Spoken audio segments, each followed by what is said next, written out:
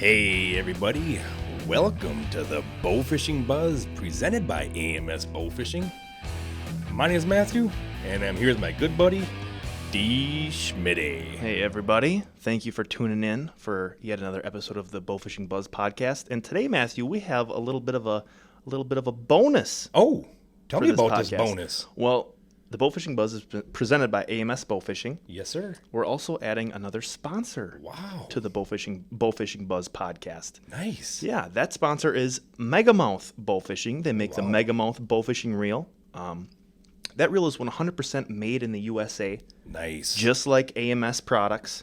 And I think I can speak for a lot of us. And I know us here, being made in the US is very important to us. And especially in times like these, having USA made products is it's very cool to have that in the back of your mind when you're buying something. Just a little bit of this is made right here in the U.S. So cool. AMS, Megamouth, both made in the U.S. And Megamouth adding on as a sponsor for the Bowfishing Buzz Podcast. Very nice. Well, we welcome Megamouth Bowfishing to our Bowfishing Buzz Podcast. Mm-hmm. Very nice. Very nice. Well, Schmitty, we've got a long list to go through here because we've got a great show coming up here. We're actually going to be calling in to Brad Norton from Watertown, South Dakota. And Brad is going to be talking about kayak bowfishing. And we're going to be playing this podcast on our YouTube channel as well because Brad has some amazing bowfishing footage that he shot here back in early part of the month, shooting commons out there in South Dakota. And he's in his kayak. He uses a drone and also a chest GoPro and then also a head GoPro. And it's amazing stuff. So you want to make sure to check that out. It's really cool. Absolutely. Just to give you a little tease, water is crystal clear.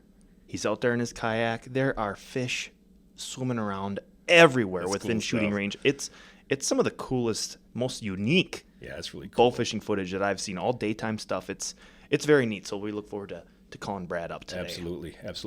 Well, let's get started here, Schmitty, on the BAA records. We've got Joel Plutters on his BAA South Dakota state record long-nosed gar, 13 pounds, 9.6 ounces. Absolutely.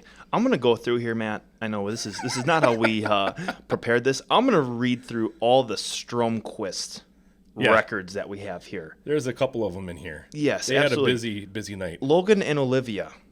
We'll start with Logan. Logan Stromquist, congratulations on the BAA Nebraska youth record big head weighing 18 pounds, 11 ounces. Awesome job. Mm-hmm. Olivia, congrats on her BAA Nebraska youth record river carp sucker weighing 1 pound, 11 ounces. That's awesome. Logan again, BAA Nebraska youth record big mouth buff weighing 15 pounds, 3.2 ounces. And Logan again on his BAA Nebraska youth record short nose gar weighing 2 pounds, 12.8 ounces. Wow, congrats to the Stromquist there. Yes. Brother and sister duo getting it done out there. Mm-hmm. Wow, great job. We've got Xavier Barnes on his BAA Arkansas youth record grass carp weighing 17 pounds, 12.8 ounces. Absolutely. Nick Mather on his BAA Maryland record goldfish, 3 pounds, 14 ounces. Danner Hill on his BAA Idaho youth record butterfly carp weighing 12 pounds, 1.6 ounces. Nice. Lonnie Salyers. Yep. Lonnie Salyers, congratulations. BAA Oklahoma record river carp sucker weighing 6 pounds. Hunter Shaflet on his BAA youth record Pennsylvania and BAA youth world record flathead catfish weighing 37 pounds, 11.2 ounces. Walter Green, congratulations. BAA Florida State and BAA world record. Oh, boy. This one just happens to fall to me. How interesting. Plecosmosis. His Plecostomus. Yes. Plecostomus, weighing 7 pounds. Congratulations on your Plecostomus. Those are really cool looking. Are they? I don't even know. I couldn't cool. Pick it out of a lineup. Do you remember when you were a little kid, you had a fish aquarium fish tank, and you got those, and they would clean the algae off the sides of the glass? Is that actually what that is? Yeah, a bigger version of it. Really? Yeah. Oh, more you know. They're really cool. We've got Gabe Henry on his BAA Alabama youth record and Atlantic needlenose 3.2 ounces. And then he also shot a mullet, 1 pound, 9.6 ounces. And then also an Atlantic stingray, 4 pounds, 9.6 ounces. Wow, Gabe. We've had his name on here before. He's also just a record killer right there. Mm-hmm. Will Burris, congratulations. BAA Florida youth record long-nosed gar, weighing 22 pounds, 6 ounces. Tanner Renault on his BAA Iowa state record bowfin, weighing 12 pounds, 1.6 ounces. McKinley Hodge on her BAA Texas youth record longnose gar, weighing 28 pounds, 2.2 ounces. Dalton Hendrickson on his BAA Arkansas youth record spotted gar, weighing 11 pounds, 14.4 ounces. Casey Rushing, BAA Tennessee state record spotted sucker, weighing 2 pounds, 7 ounces. Alan Hunt on his BAA Georgia state record tilapia, weighing 8 pounds, 4.48 ounces. Hunter Wayne Pullman on his BAA Florida youth record mullet, weighing 3 pounds. Shane McDonald on his BAA Oklahoma state record river carp sucker, weighing 7 pounds, 11.2 ounces. Bridger Hill, congratulations, BAA Idaho youth record large-scale sucker and world youth record, weighing in at 7 pounds, 11 ounces. Wow. Oh, my goodness. That's great to see. Once again, I know we say it all the time, but look at all these youths that are getting out there. I was just thinking that. Getting all these records out there, and so many records. I mean, my goodness, great job by all the bow fishers out there getting these records. That's really cool to see. And hats off to the BAA. I was just gonna say, seeing all this, the BAA keeping up to date on all that stuff. That's very well run. Right. Well done. Absolutely, good job. Good job. It's a little chilly, windy, rainy, and that has been the theme here since really Monday. Has. Monday, Tuesday, and today have all been rather windy and dreary, and that's not great fish shooting weather. No, I mean usually this time of year our big mouth buffs are getting ready. I mean they're staging, they're getting ready to hit those next couple of degrees of water temperatures to really get things going. Yeah.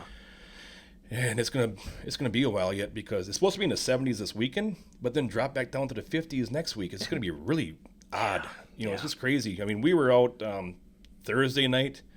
We shot maybe 14 fish. We went back down and we shot over 100 fish on Saturday night. It was great shooting, a lot of fun, but only like five buffs, and they weren't very big. They were in that 12 to 15 pound range. Yeah. So nothing's really even cruising around.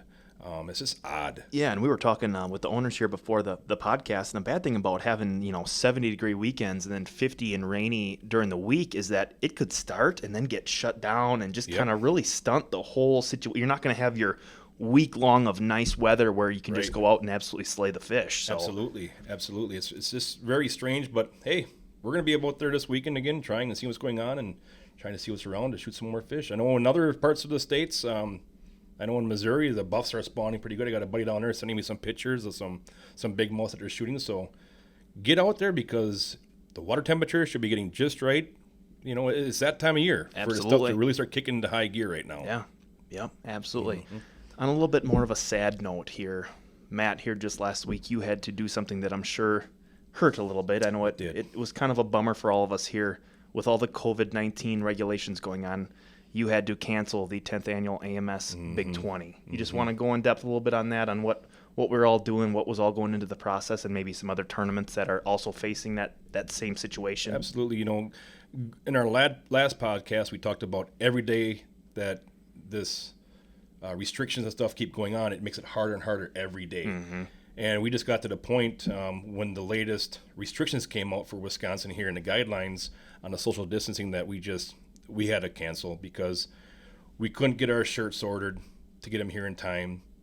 We didn't want to spend $3,000 on shirts when we can't even have the event. Right. The fairgrounds is closed till May 24th, and the plaques, the trophies, we didn't order any of them because we didn't know what was going to happen. We didn't want to spend the money and just have them sitting here. So we had to make the call, and it was tough. It was hard to do. It was going to be our 10th annual, 10 grand for first place. It was going to be a big event. Absolutely. And, we saw the latest guidelines come out for the state of Wisconsin here pertaining to fishing tournaments. You are not allowed to have open weigh-ins, open registrations. And one of the notes in there that was very odd to me was all the teammates had to have the same address. Yeah. Well, that's impossible. So basically what they're saying is they want everything shut down. Yeah, that regulated you depending on a normal situation, that only made you able to fish with your wife, your kids, your mom, your dad. I mean, that's not usually who people are, dads and kids, absolutely, you get stuff like that all the time, but usually you're shooting with your buddies, you don't live in the same place. Right. So they pretty much said, we don't want to have tournaments this year. And once this kind of all clears up, even if it was the end of May here, and it kind of opened up the restrictions a little bit, they're still not going to allow you to have gatherings of 500 plus or more in certain areas. So it's just unfortunate that we did have to make that call this year. And, above all, we want everybody, we don't want to have a big event going on with all this going on and risk public safety or anything like that. I mean, that's number one why we had to cancel it. But fines, we could get fined heavily for that also. There's stuff going on too. Matt mentioned it, all the behind the scenes stuff that people who maybe just shoot the tournament or don't really know about it. I mean, there's so much stuff. If you've ever hosted or coordinated some kind of tournament, there's so much behind the scenes stuff that needs to get, laid out way before the tournament is ready to kick off. Donations, people working scales, fish removal, all that the dumpsters, the polygraph tester. He was waiting. We were going back and forth. What's going on? Are you going to want me up there? Am I not coming up? So it was just time to make the call. Unfortunately, it was too bad. But unfortunately, the Worlds is canceled too this year, and it just really honks because I was really looking forward to getting out there to South Dakota, and Lance and Rich Porter did an awesome job in getting us all prepared for this year. It was going to be a huge event, and unfortunately that had to get closed. I know the Wisconsin Open it has canceled their event this year, and the first of the Wisconsin Bowfishing Association tournaments also had to get canceled up here. So just get out there and have fun shooting, That's all you can do right now. Yep. Just get out and do some fun shooting. But remember to follow your state's guidelines, close boat landings and stuff like that. Don't go out there and get yourself in trouble by any of that stuff. Right. Yep. So, now that we've got that covered, let's give Mr. Brad Norton a call. And just for everybody listening how this is going to go, Matt's giving him a call right now. We're going to ask him a couple questions regarding kayak bowfishing, and we'll just see what he all has to say. Hey, this is Brad. Brad, how you doing? This is Matthew here, and I'm here with my good buddy Derek, and this is Brad. Bowfishing Buzz. Welcome. Hey, thanks a lot for having me on, guys. Absolutely. Thank you for contacting us and telling us about your adventures here. And we told everybody already that we're going to be putting this on our YouTube channel because you've got some awesome video work that you've done when you're out there bow fishing with your drone and your GoPros. I think it's just really cool to see that stuff, That's really cool. Yeah, it's kind of a pain in the butt when you're out there trying to bow fish, messing with all that, especially a drone that tends to fly away sometimes. Oh, boy. But, it's really cool. It's fun and both frustrating at the same time when you go back and watch the footage and see all the carp that you can't see when you're there on the water. That's what I was wondering. I was wondering if you could see a lot of those fish that are in some of the video there that are in that kind of like that driveway that's kind of covered up with water there. Yeah, that flooded road, so I could see a lot of those, but I have a tendency to miss an awful lot, and I was like, there's a lot of fish kind of out deeper. I was like, I don't want to just ruin my new tips. I think that was one of the first times I had my new my Anchor QTs out there. Oh, sure. Gotcha. They're not cheap tips, and I was like, I don't want to wreck any of them just yet because the odds are I'm going to miss quite a few times. But eventually, I did get fed up with not seeing as much action out in the deeper parts, so I did do some shooting on that road bed. But yeah, well, that's really cool. And this is all about you're getting out there in your kayak. And that's really, really neat. It's something that's very unique, and I think it's actually you're seeing more and more people doing the kayaking stuff, and it's getting very popular, And I think this is just going to open some eyes to some other people as far as bow fishing goes as well. Yeah, absolutely. I know, we're in South Dakota here. We're probably about 10 years behind any national fads, but a lot of my friends have been buying kayaks in the last few years, and just kind of getting out there and enjoying kayaking, and I think that's a little bit boring, so that's why I figured out how I could bow fish off of mine. Sure. Well, I'm going to ask you a couple questions here, Brad, and we're going to go through these here, and we can hopefully help our audience out about what they need to get set up for kayak bow fishing and what you all do. So my first question is, before kayaks, did you go out bow fishing in just a regular boat or shore shooting? Were you involved in bow fishing before the kayaks? Yeah, I was. A lot of people around here, anyways, they bow fish when they're younger kids. They go ride their bike to the spillway, and then as they get older, they get out of it. Well, I grew up out in the country, and I couldn't ride my bike or walk to any local watering holes, so I never did it as a kid. But a friend of mine got hooked up with somebody on one of the local sportsmen's groups online that wanted every year he likes to take somebody new to one of our local bow fishing tournaments, and so he took my buddy Jake along. and he absolutely loved it. He actually went out and bought his own boat, like right away, specifically to go bow fishing on. And then he took me out, and I had a blast with it. You know, we went out a lot that summer. And then the next summer, life kind of hit both of us, and schedules were tougher to get together. So I was like, well, I can't have my bow fishing schedule be dependent on somebody else. So I bought my own boat.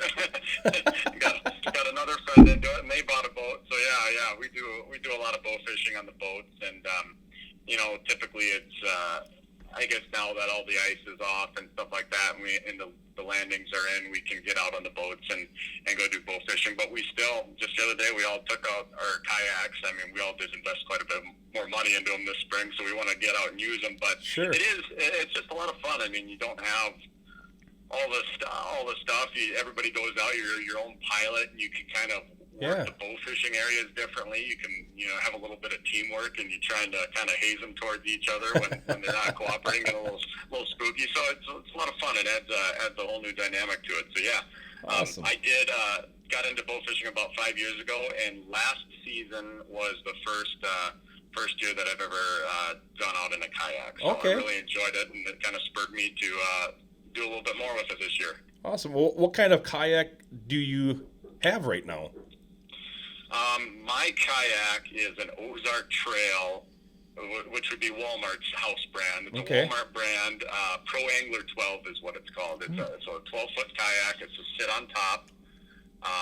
You don't want to get a sit inside one because they're just not built for standing up in. So yeah, it's just a big fishing kayak. It's if you're wanting to do a lot of like traditional kayaking, it's kind of a hog in the water. It's a little bit difficult to get around in, but it works great when you want to be able to stand up on top of it and shoot fish and kind of have a little bit more stability, so that way you don't have a big one pull you right off.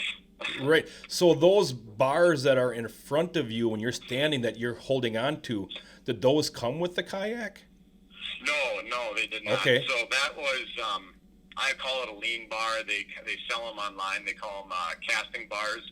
They're for people, anglers to, stand up and be able to cast off their kayaks with, just kind of add a little stability to it. I made mine myself. I welded them up out of some aluminum tubing, on the cheap. But they do sell them online. They're like between $100 and $130 for that, and it kind of gives you something to grab on to when you stand up. It moves right with the kayak, so you can't rely on it too much. I mean, if you start to get wobbly, that thing's moving too. But it does give you a little bit of something if you kind of run into a tree or something, which occasionally happens, and come to a screeching halt. You kind of brace yourself against that. But and I think most importantly is that it gives you a place to kind of stow your bow when you're standing up there. Right. That's kind of the biggest thing that I learned going into it. When I tried it the first year, I just went out with just the kayak, nothing special.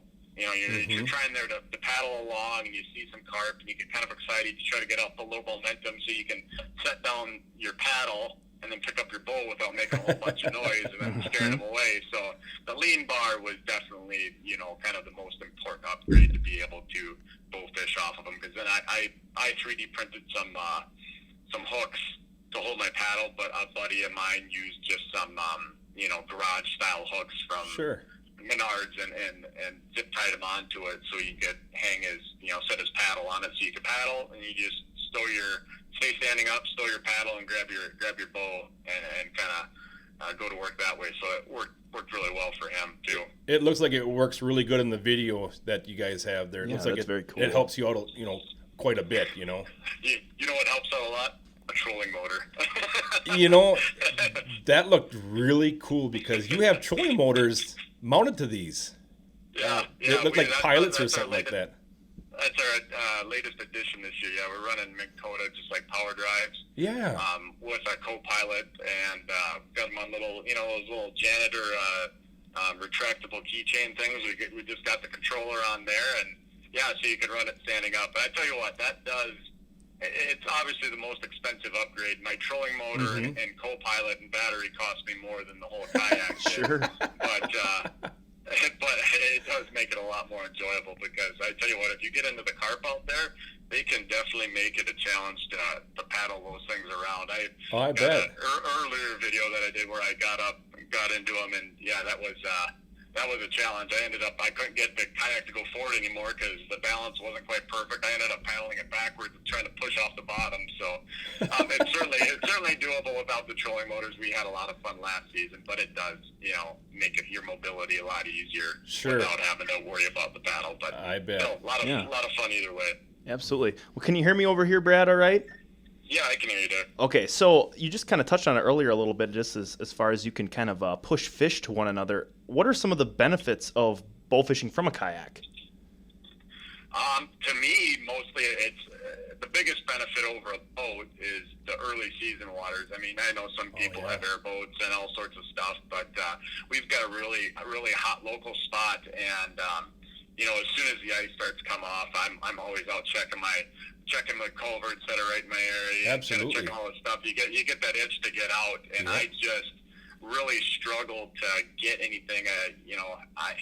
I'm not very patient, for one. Sitting there waiting for a few shots is kind of tedious for me, and we haven't been seeing a lot in those areas, the culverts, the bridges and stuff. But we got out a ways on the kayaks, and I learned this I have my drone. I take my drone. It's got a polarized lens on it, and that's how I kind of scout in the spring or scout new spots. Oh, I'll take the drone up, fly that's it over very the top, cool. and I can see exactly where, if there's carp up on the surface, are they in those weeds over there? Because they just stick out like sore thumbs from the drone with that lens on it. So yeah, it really cuts down on wasting your time getting the stuff out and going to different areas. But that's one of our favorite local spots. Last year we could access it with a boat, but this year it's not. The water isn't up as high, and so it's not as accessible. But we can go drop our kayaks in right off the road, and we've been doing it since the ice was still on. We were out there. It was one of the first areas to open up, and I was out there shooting fish that weren't anywhere near the culvert or the road.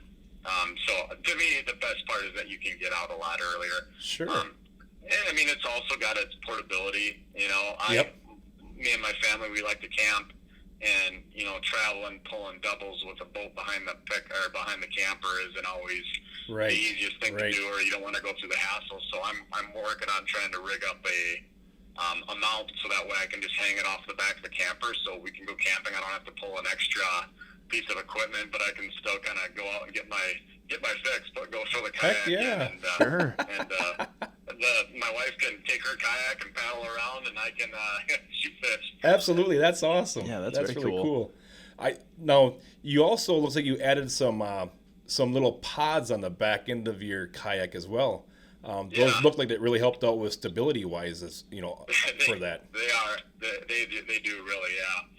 Nice. So my buddy Cole had those last year when we were paddling, and he loved them. He swore by them. He didn't want to go without them. Yep. I didn't want them because I didn't want the additional drag. And when you're sitting there trying to paddle, it's a lot of weight you're trying to paddle, especially standing up is a less than efficient means of paddling. So he swore by them. I didn't want them. I didn't want to have to try to drag those through the reeds and stuff. Kind of when you get in there, I like being able to fit in those little pockets and just kind of stealthily go in there. So I still, if I didn't have my trolling motor, I wouldn't be using the outriggers. But when I went to the trolling motor this year, I ended up going to the outriggers as well, and they do add a lot of stability. It is really nice. You don't, you're not so much of your energy and attention, a little bit less workout on the old core, trying to make sure you don't fall off. But yeah, they are definitely really nice. So I have two different opinions on there. I know I've seen some guys on Facebook and stuff talk about there's no way I'd be able to balance on that without outriggers. So it's definitely an option. It's just they're there. They a little bit more drag in the water and something to get in the way while you're paddling. But if you need them, you need them, and it's a lot better than falling in the water. Absolutely. especially that cold early season. Yes, correct. Your day can end really fast if you go into the drink out there that early. yeah, that's for sure. That would be awakening. Absolutely. Yeah. So Brad, Matt and I, when we're out bow fishing, I know we have tons of stuff in the boat. Anything we can think of to have in the boat as far as gear goes. I'm guessing that you probably can't afford to have all kinds of stuff in your kayak. What is the essential gear that you have with you when you're bow fishing in the kayak? Yeah, so we take our tube of arrows. We take some extra arrows. A lot of times I have a little toolkit I have for, tips and things like that, which has come in handy because when you're only working with a trolling motor, if something goes down, you don't want it to end your trip early and have to go all the way back to the landing. So I just have my basic little, it's just, a little fish in the word box, sure. box. So it doesn't take up a lot of space and it's sealed up. So if it flips over, you won't lose all that. Yeah. I got my bat and I got a gaff, which really helps handling the fish sometimes. I thump all the fish when they come in because if they're thrashing around, for one, they alert all the other fish, right. just like in a bigger boat, but even worse because there isn't a whole lot of boat there. So I always thump them when they come in and that really helps with that, getting tips, especially if you don't have outriggers. But, yep. Yeah, other than that, there really isn't your PFD. I wear one of those self-inflating ones, so it isn't all big and bulky when it's warm, but definitely want to have a life jacket on. Here it's required by law. You at least have to have one on the kayak, but, if you ever get smoked by a boat out there and you're unconscious, I kind of want mine to be on me and inflating itself. Yep, absolutely. That's very important. Point. Yep. Yeah. And then I guess the one other thing that I would say is, pretty critical, I don't know what the general consensus is in the bow fishing community, but I've always liked the quick catch tips of some sort or another, so that way you don't have to try pushing it through the fish and getting it, maybe they don't hold on quite as well, and I have lost a fish or two by having it loose. Yep. But I'm not out there fishing tournaments for this, and we just started using those, the AMS Anchor QTs. Actually, I listened to your podcast, and you guys were talking about some of that stuff in your product highlights, so I checked them out, and yeah, they're not cheap, but they are definitely nice. They're really nice to have because you're trying to throw the fish up in a kind of a bucket in the front or the back, and you don't have the luxury of always being able to get there like you do on a boat. So having those quick catch arrows is really big. And I guess that's part of the gear too, is those totes. Totes on the front and the back of the kayak. I learned out the hard way that you have to have one on both, because if you don't keep your kayak balanced, it gets awfully hard to maneuver. Yeah. It gets awfully hard to maneuver. So yeah, you have one in the front and the back, and as your back starts to sag, you throw fish up front, and then it keeps it a lot more manageable when you hit, so you can get back and dump them. Good point. That's a good point to have, because I can see that happening, because I can even feel it, in the boat when we start getting our barrels full. I can feel it. It's a lot slower. It's not as responsive neither. The boat doesn't respond as well. So I can definitely, that's a good point. Yep, exactly. And that, like I said, that was one once I finally got into some carp out on it, it was like, getting back to landing, and I was paddling at the time too. That's what I mentioned earlier, that I couldn't keep it going straight. I had to turn around and paddle it backwards because I didn't have a way to balance it out. So that's something that I wouldn't have thought of before I went out there and did that necessarily. Not thinking how heavy our kayaks have a high 500-pound capacity. So you put a 200-plus pound dude in there, and then we got our trolling motor and a lead acid battery, and it all adds up pretty quick. I'm quite certain we've had that a fair bit over what it was supposed to. Especially those South Dakota, I always call them slobs out there. You guys got some tremendous carp out there. They're just they seem like they're so strong, They do. Wow. They like to fight. Now, granted, I don't have any experience bow fishing elsewhere, unfortunately, but they do put up a good fight. And it's weird how you go to one body of water and it's different from water to water too. Last weekend we were up back at that same place that video was on, and we were back in there and getting onto them, and there was some big ones in there, and it was just going great. You could just sit there and you'd get your kayak kind of backed into the reeds a little bit and kind of stay stationary, and they would swim in the current kind of out in front of you, and we were hammering them, and they had some fight to them. Wow, that sounds fun. Getting me a little jacked up here. You gotta go get your kayak now. Well, Brad, how far do you venture away from the boat launch or your vehicle when you park like that? Do you go quite a ways away from that, or do you kind of stay close? You try to stay close. There's only so far you can get going 4 miles per hour on your, with your trolling motor, and then even closer if you're paddling, because you got to consider what it takes to get there and then what it takes to get back if you got some fish on. Yep. I've been as far as about 3/4 of a mile away from the landing where we put in at, but so that's kind of the nice part. I mean, you got to be selective with where you go because of it, but then also, with the kayaks, as long as there's like a road nearby, you can put in on places that you could never imagine getting a boat on. Exactly. No matter how shallow running it is, there's just some places where whether it be just muddy slough type thing where you can't get a trailer in there or your pickup, it's you can get into a lot less tougher spots. So as long as you can find a place to park your pickup, you can slog your kayak down to the water and you're right there. So absolutely, it's kind of a trade-off between the two. Yep. And that works out so good for you out there, because that whole area that you live in out there in Watertown, South Dakota, you guys have been on just a crazy wet cycle for the past 20 plus years, and you have so much water out there. It's just ridiculous. So I can see where that would come in very handy, where you could, there's new bodies of water opening up all the time, and these roads are getting washed out and they're building these roads up, but you could, we were out there ice fishing this year, and you could just park on the side of the road and walk right out, and you're on the ice in a matter of 10 steps. Yeah. Yeah, exactly. There's a lot of water touching roads and stuff, and just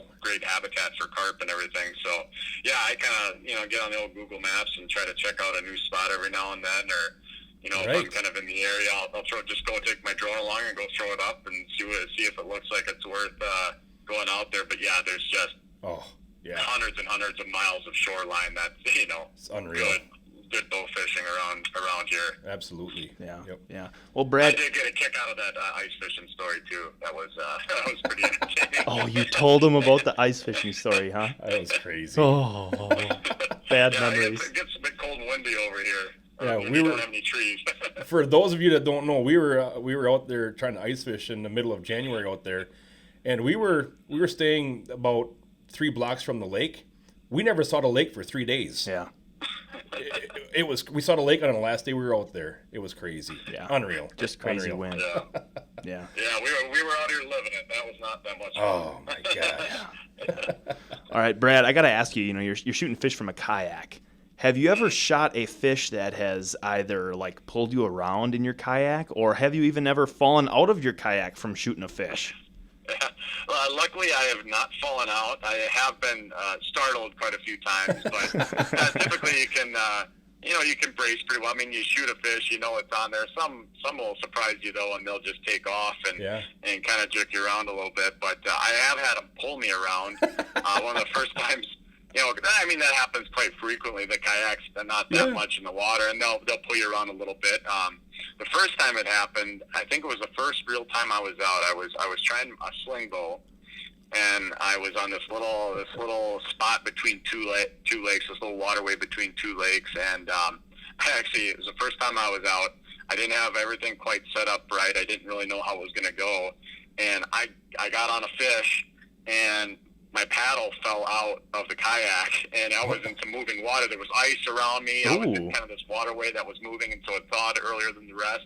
And it starts moving away from me, but I got this fish on.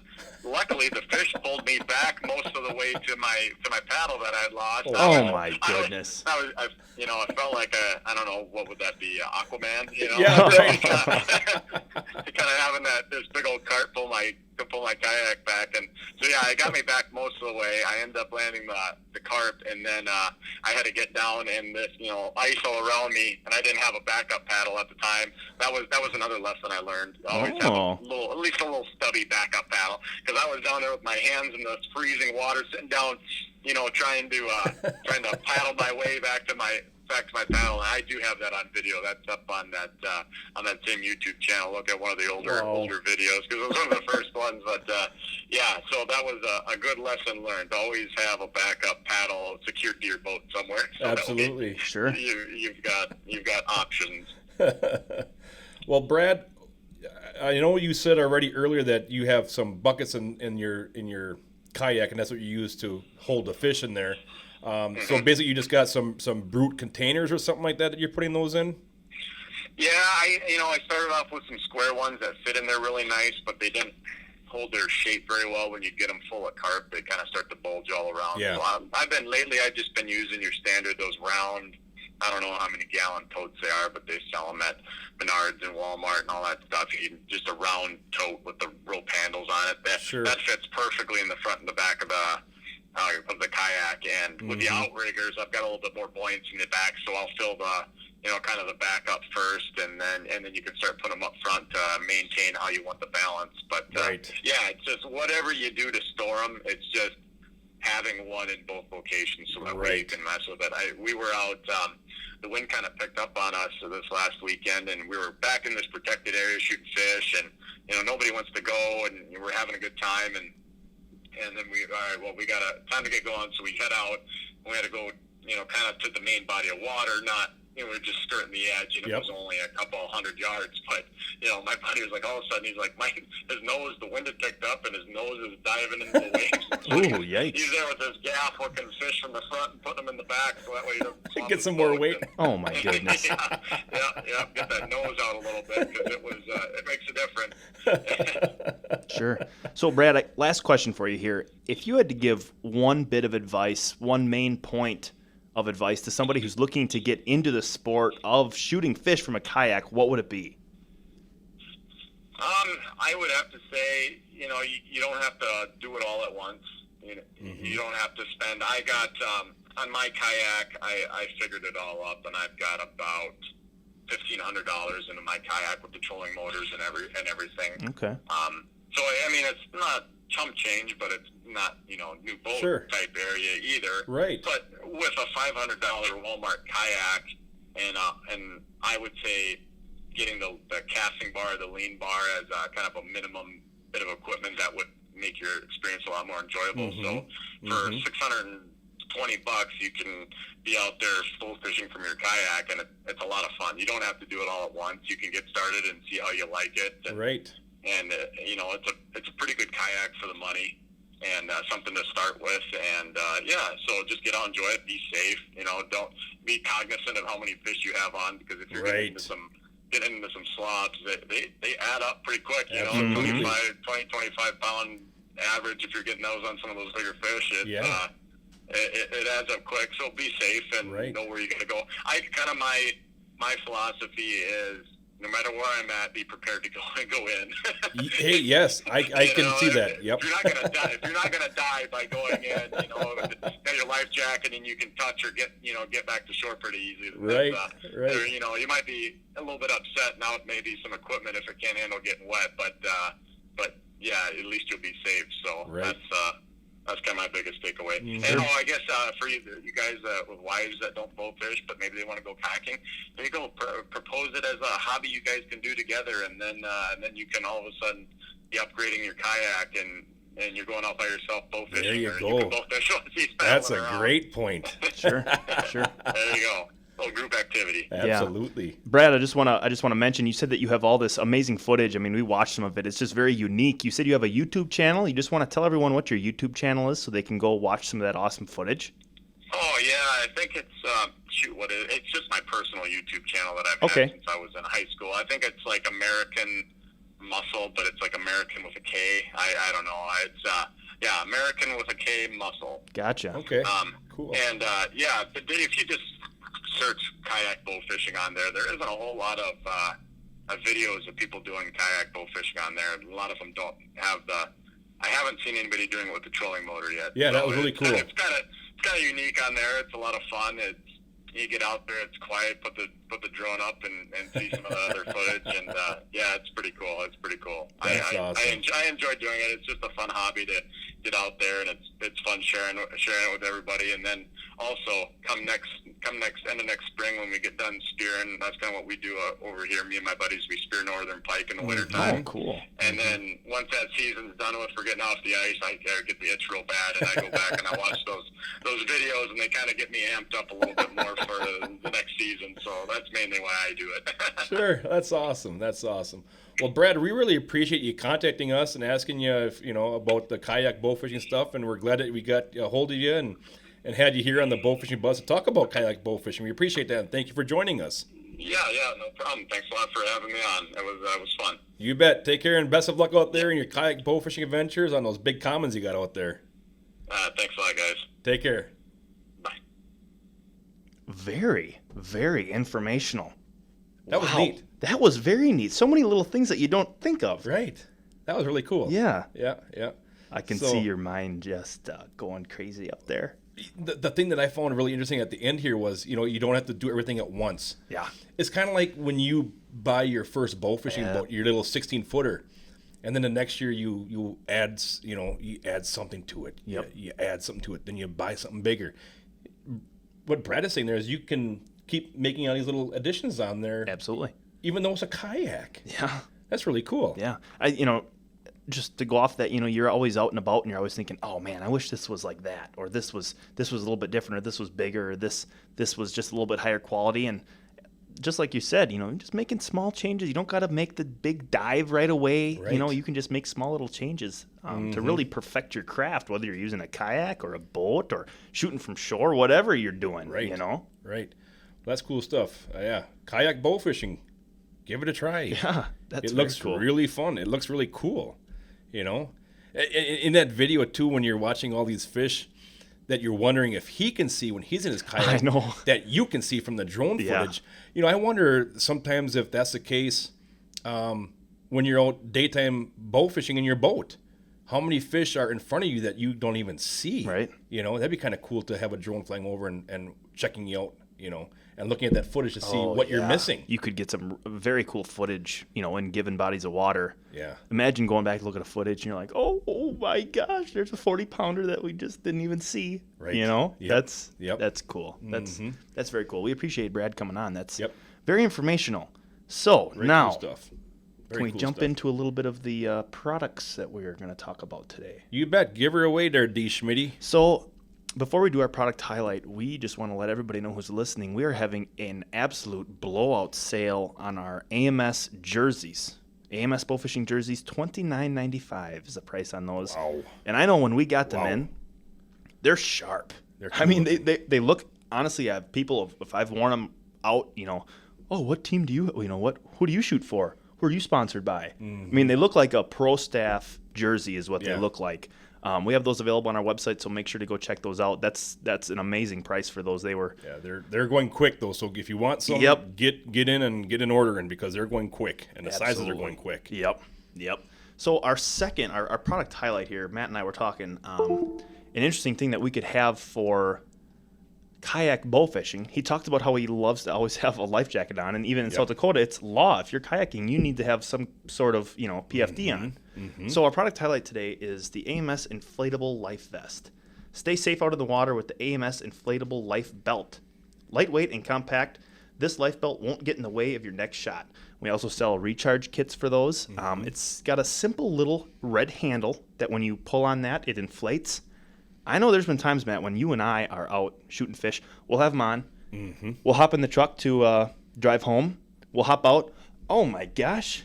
I got my life belt on. Right. It doesn't get in the way of you shooting. It's a thin little belt that goes right around. It gives you a full range of motion. Adjustable belt. Secures, anybody can wear it. Right. It's just a very, very neat option. Oh, my goodness gracious. What's that? Our computer is going crazy. I think the UFOs are trying to contact us. They want to get into this kayak bow fishing. That's their way of getting a hold of us here. Yeah. You want to tell us what kind of deal we have on those there life belts? We have the life belt. I'm not sure. We have them on our website. I see the buy one, get one free. Oh my goodness gracious. Yes, sir. Buy one for yourself, and then that makes a great little gift for someone down the road. So thank you guys very much for listening to the AMS Bowfishing Buzz Podcast. It was very cool calling Brad. We had lots to cover today, rolling on a 45-minute podcast. So thank you, everybody. And we're going to switch it up today. Yeah. Oh, no, I don't know if we can switch it up. That's bad luck. You take it away here. I'll finish it. Thanks to the BA8, to our sponsors, AMS Bowfishing, our new sponsor, Megamouth Bowfishing. Absolutely. From all of us at AMS Bowfishing, best of luck. Remember, aim low and think big. Thanks for listening, everybody.